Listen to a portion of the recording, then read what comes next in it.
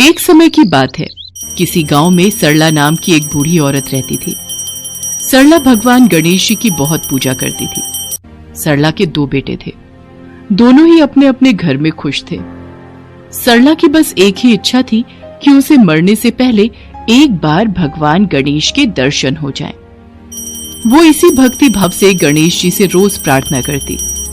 एक दिन सरला मंदिर में गणेश भगवान के दर्शन कर रही थी। तभी वहां एक साधु बाबा आए। उन्होंने सरला को प्रार्थना करते देखा। हे गणेश जी, मुझ पर कृपा करो। मरने से पहले मैं आपके दर्शन करना चाहती हूँ। बस मेरी ये आखिरी इच्छा पूरी कर दो प्रभु। माई, यदि मोक्ष की प्राप्ति करनी है और प्रभु के दर्शन चाहती हो तो तुम्हें उनके नाम से तीर्थ यात्रा करनी चाहिए। भगवान गणेश के सभी मंदिरों के दर्शन करने चाहिए। प्रभु को समर्पित होना पड़ता है, तभी प्रभु की प्राप्ति होती है। बाबा, यदि ऐसा है तो मैं गणेश जी के सभी मंदिरों के दर्शन करने अवश्य जाऊंगी। सरला ने अपने बेटों को तीर्थ यात्रा पर जाने की इच्छा बताई और सरला के बेटों ने उसके तीर्थ यात्रा पर जाने का सारा प्रबंध कर दिया। माँ, ये रही आपकी तीर्थ यात्रा की टिकट। माँ, तुम अकेले सफर कैसे कर पाओगी? हम में से कोई आपके साथ चल देता। नहीं मेरे बच्चों, तुम यहाँ रहकर अपना परिवार और घर गृहस्थी संभालो। माँ जी, आपकी बहुत याद आएगी। माँ जी, जल्दी लौटना, हम आपकी राह देखेंगे। सरला अपने बच्चों से इस प्रकार गले मिलकर गई जैसे वो वापस कभी न लौटने वाली हो। सरला देश के प्रसिद्ध गणेश मंदिरों के दर्शन करती और गणेश जी के नाम का जाप करती रहती। ओम श्री गणेशाय नमः, ओम श्री गणेशाय नमः, ओम श्री गणेशाय नमः। ऐसे ही शहर शहर मंदिर मंदिर घूमते हुए एक दिन सरला गणेश मंदिर के दर्शनों के लिए प्रतीक्षा में थी। बारिश भी उस दिन तेज थी। वो मंदिर के बाहर एक धर्मशाला में रुक गई। वहीं उसकी मुलाकात 2 और महिलाओं से हुई जो उसी की तरह बूढ़ी थी। बहन, बस अब तो कल सुबह ये बारिश रुक जाए, भगवान गणेश के दर्शन अच्छे से हो जाएं। पर बारिश है कि रुकने का नाम ही नहीं ले रही। थोड़ा मौसम ठंडा हो गया है, कंबल निकाल लेती हूँ। बहन रुको, मैं भी जरा अपनी चादर बैग में से निकाल लूं।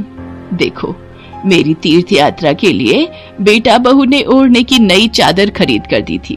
बड़ी महंगी चादर खरीद कर लाए थे वो। सरला उन दोनों की बातें सुन रही थी। वो दोनों बूढ़ी औरतें घर परिवार की बातें कर रही थी और सरला भगवान गणेश के नाम का पाठ कर रही थी।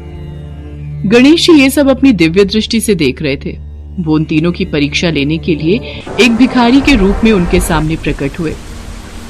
बारिश में मेरे सारे कपड़े भीग गए हैं। माई, कुछ ओढ़ने को दे दो, बहुत ठंड लग रही है। मुझे कोई अपना कंबल या चादर दे दो। ये भिखारी कहीं मेरा ही कंबल ना मांग ले। गहरी नींद में सोने का नाटक करती हूँ। मेरी चादर बिल्कुल नहीं है। अगर इस भिखारी ने मुझसे मेरी चादर मांग ली तो मैं क्या ओढ़ूंगी? वैसे भी मेरी ये चादर नहीं है। अभी तो ना जाने कितने साल और इस चादर का इस्तेमाल करूंगी। ना ना ना, मैं तो अपनी चादर इस भिखारी को नहीं दूंगी। मैं भी सोने का नाटक करती हूँ, नहीं तो मेरी नई चादर हाथ से छिन जाएगी।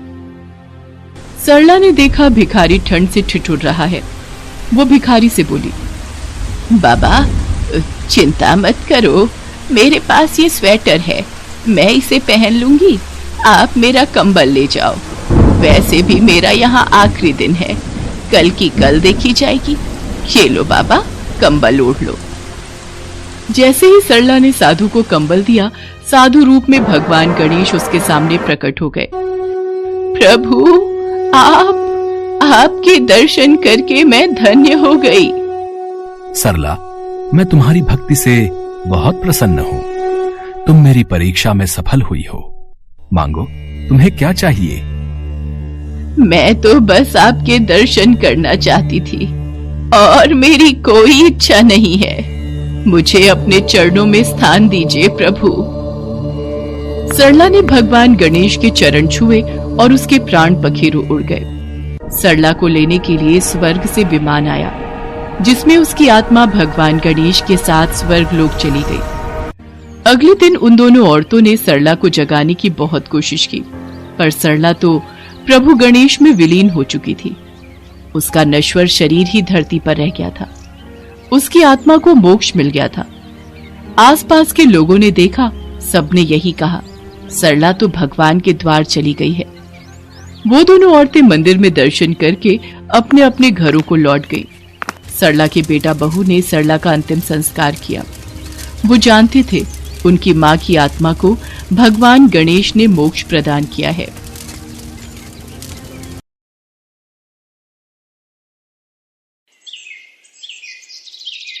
एक बार गणेश जी ने पृथ्वी के मनुष्यों की परीक्षा लेने का विचार किया और वो मां पार्वती के पास गए और बोले, माता, मैं पृथ्वी पर भ्रमण करने जाना चाहता हूं और पृथ्वी वासियों की परीक्षा लेना चाहता हूं। ठीक है पुत्र गणेश, जैसा तुम उचित समझो। पृथ्वी भ्रमण के लिए मैं एक बालक का रूप ले लेता हूं। बाल गणेश को तो लीला धरनी थी, इसलिए उन्होंने एक बालक का रूप बना लिया और अपने एक हाथ में चम्मच में दूध ले लिया और दूसरे हाथ में एक चुटकी चावल ले लिए और गली गली घूमने लगे। वो साथ ही साथ आवाज लगाते चले जा रहे थे, मेरे पास ये दूध और चावल है, क्या कोई मेरे लिए इस सामग्री की खीर बना देगा? कोई भी बाल गणेश पर ध्यान नहीं दे रहा था, बल्कि लोग उन पर हंस रहे थे। अरे कोई नासमझ बालक दिखाई पड़ता है। हाँ भैया, तभी तो ये चम्मच में दूध और चुटकी चावल लिए घूम रहा है। भला इसकी खीर कैसे बनेगी? गणेश बाल रूप में लगातार एक गांव के बाद दूसरे गांव में इसी तरह चक्कर लगाते हुए पुकारते जा रहे थे, पर कोई खीर बनाने के लिए तैयार नहीं था। सुबह से शाम हो गई, गणेश जी लगातार घूमते रहे। अरे, मेरी खीर तो कोई भी बनाने को तैयार नहीं, अब क्या करूं? तभी वहां एक बुढ़िया अपनी झोपड़ी के बाहर बैठी हुई थी। गणेश जी वहां से पुकारते हुए निकले, कोई मेरी खीर बना दे, कोई तो मेरी खीर बना दे, मेरे पास ये दूध और चावल हैं। बुढ़िया बहुत कोमल हृदय वाली स्त्री थी। उसने गणेश जी से कहा, बेटा ला, इधर ला खीर का सामान, मैं तेरी खीर बना देती हूँ। माई, अपने घर में से दूध और चावल लेने के लिए बर्तन ले आओ। ठीक है बेटा, रुक, मैं अभी बर्तन लेकर आई। बुढ़िया एक कटोरी लेकर जब झोपड़ी के बाहर आई तो गणेश जी ने कहा, माई ये बर्तन छोटा है, अपने घर का सबसे बड़ा बर्तन लेके आओ। बेटा, बड़ा बर्तन क्या करेगा, जरा से तो दूध और चावल है। अच्छा रुक, लाती हूँ। बुढ़िया को थोड़ी झुंझलाहट हुई, पर उसने कहा, चलो बच्चे का मन रख लेती हूँ, और अंदर जाकर वो अपने घर का सबसे बड़ा पतीला लेकर बाहर आई। गणेश जी ने चम्मच से दूध पतीली में उड़ेलना शुरू किया। तब बुढ़िया के आश्चर्य की सीमा न रही। ये क्या चमत्कार है प्रभु, कुछ समझ नहीं आ रहा। बुढ़िया ने जब देखा दूध से पूरा पतीला भर गया है, एक के बाद एक वो सारे बर्तन झोपड़ी से बाहर लाती गई और उसमें गणेश जी दूध भरते चले गए। इस तरह से घर के सारे बर्तन दूध से लबालब भर गए। इसके पश्चात गणेश जी बुढ़िया से बोले, माई, मैं स्नान करके आता हूँ, तब तक तुम खीर बना लो, मैं वापस आकर खाऊंगा। बेटा, इतना सारा दूध और ढेर सारे चावल, भला मैं इतनी सारी खीर का क्या करूंगी? माई, आज तुम सारे गांव को दावत दे दो, मैं चाहता हूँ तुम्हारे हाथ की खीर का स्वाद पूरा गांव चखे। ठीक है बेटा, मैं गांव वालों को न्योता दे देती हूँ। बुढ़िया ने बड़े प्यार से मन लगाकर खीर बनाई। खीर की भीनी भीनी मीठी मीठी खुशबू चारों दिशाओं में फैल गई। खीर बनाने के बाद वो हर घर में जाकर खीर खाने का न्योता देने लगी। आज मेरे घर खीर का प्रसाद बनेगा, आप सब चखने जरूर आना। अम्मा, तुम इतने लोगों को खीर कैसे खिलाओगी, कुछ समझ में नहीं आ रहा। ठीक है अम्मा, हम आ जाएंगे। लोग बुढ़िया पर हंस रहे थे। बुढ़िया के घर में खाने को दाना नहीं और ये सारे गांव को खीर खिलाने की दावत दे रही है। चलो चलकर देखते हैं भाई, कौन सी खीर बुढ़िया माई खिलाने वाली है, चलो चलो। धीरे धीरे लोगों की भीड़ बढ़ने लगी। लोग खीर की खुशबू से खींचे चले आ रहे थे। सारा गांव बुढ़िया के घर में इकट्ठा हो गया। जब बुढ़िया की बहू सुमन को दावत की बात मालूम हुई, तब वो बुढ़िया के पास वापस आने से पहले ही वहां पहुंच गई। उसने खीर से भरे पतीलों को जब देखा तो उसके मुंह में पानी आ गया। ये माँ जी ने इतनी सारी खीर आखिर बनाई कैसे? पर अभी तो खीर की खुशबू इतनी अच्छी लग रही है कि कुछ और सोचने की जगह मन कर रहा है बस जल्दी से इस खीर को खा लूं। बहुत जोरों की भूख भी लगी है। खीर को देखकर सुमन के मुंह में पानी भर आया। एक कटोरी में खीर निकालकर वो दरवाजे के पीछे बैठकर खाने की तैयारी करने लगी। इसी बीच खीर कटोरी में डालते हुए कुछ बूंदें नीचे गिर गई और गणपति जी को भोग लग गया। वो प्रसन्न हो गए। अब पूरे गांव को खाने की दावत देकर बुढ़िया वापस अपने घर आई तो उसने देखा, अरे बेटा तू आ गया स्नान करके, खीर तैयार है। चल बेटा, मैं तुझे गरम गरम खीर परोस देती हूँ। माई, भोग तो लग चुका है। तुम्हारी बहू ने मुझे खीर का भोग दे दिया। मेरा पेट पूरी तरह से भर गया है। मैं तृप्त हूँ। अब तू खा, अपने परिवार और सारे गांव वालों को खीर खिला। पर बेटा, ये तो बहुत ज्यादा खीर है, सबका पेट भर जाएगा, इसके बाद भी ये बच जाएगी। उस बची खीर का मैं क्या करूंगी? माई, जो भी बची खीर होगी उसे रात में अपने घर के चारों कोनों में रख देना।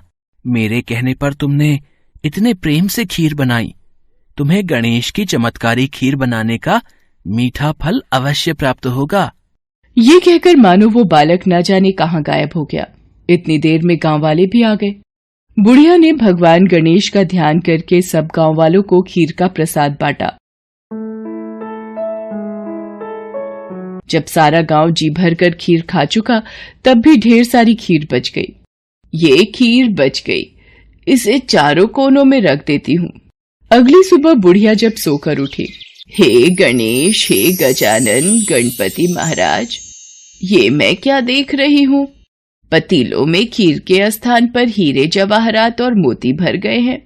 विघ्नहर्ता गणेश जी उस बालक के रूप में स्वयं आप ही आए थे। आप तो मेरे जीवन के वारे न्यारे कर गए प्रभु। बुढ़िया को दयालुता का फल मिल गया। उसकी सारी दरिद्रता दूर हो गई और वो आराम से रहने लगी। बुढ़िया ने गणपति जी का एक भव्य मंदिर बनवाया और साथ में एक बड़ा सा तालाब भी खुदवाया। इस तरह उसका नाम दूर दूर तक प्रसिद्ध हो गया। उस जगह वार्षिक मेले लगने लगे। लोग गणेश जी की कृपा प्राप्त करने के लिए उस स्थान पर पूजा करने और मान्यताएं मानने के लिए आने लगे। भगवान गणेश को विघ्नहर्ता और सुखकर्ता कहा गया है। वो अपने भक्तों के जीवन की सारी कठिनाइयों को दूर करके सुख, शांति, समृद्धि और वैभव प्रदान करते हैं।